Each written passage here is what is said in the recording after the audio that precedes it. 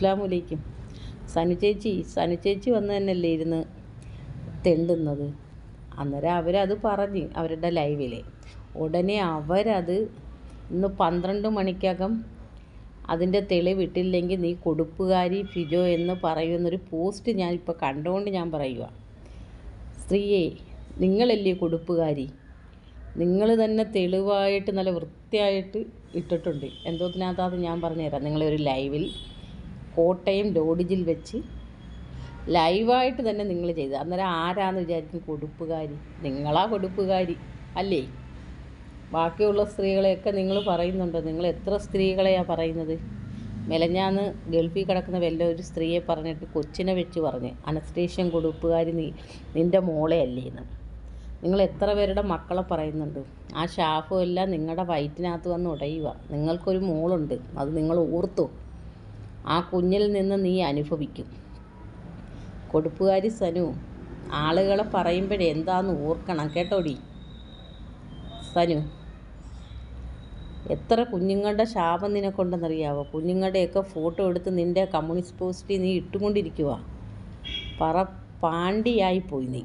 സത്യം, പാണ്ഡ്യകൾക്കും വിവരമുണ്ട്, നിനക്ക് അതുപോലും വിവരമില്ലാത്തൊരു സ്ത്രീ.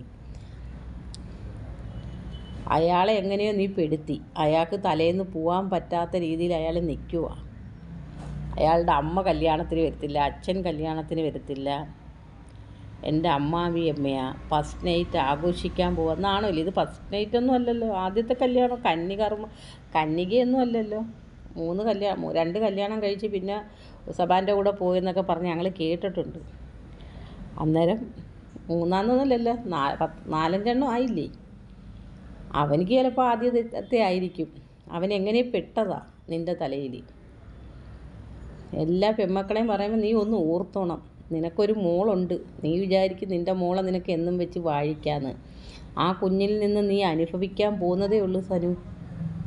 കണ്ടോ, പണ്ടൊക്കെ ദൂരെ കൊടുക്കുമായിരുന്നു, ഇപ്പോൾ ഉടനടി കൊടുക്കുന്നുണ്ട്. അതുകൊണ്ട് സനു സൂക്ഷിച്ചും കണ്ടും ഇരുന്ന് പറയുക. നീ തൻ്റെ ഇടമില്ലാത്തോളാന്ന് ഞങ്ങൾക്ക് മനസ്സിലായി. ഇന്നലെ നീ ലൈവിൽ പറയുന്നുണ്ട് നീ വോയിസ് ആരെയും റെക്കോർഡിങ് ചെയ്യത്തില്ല, ആരുടെ വോയിസ് നീ മേടിച്ചെടുക്കത്തില്ലാന്ന്.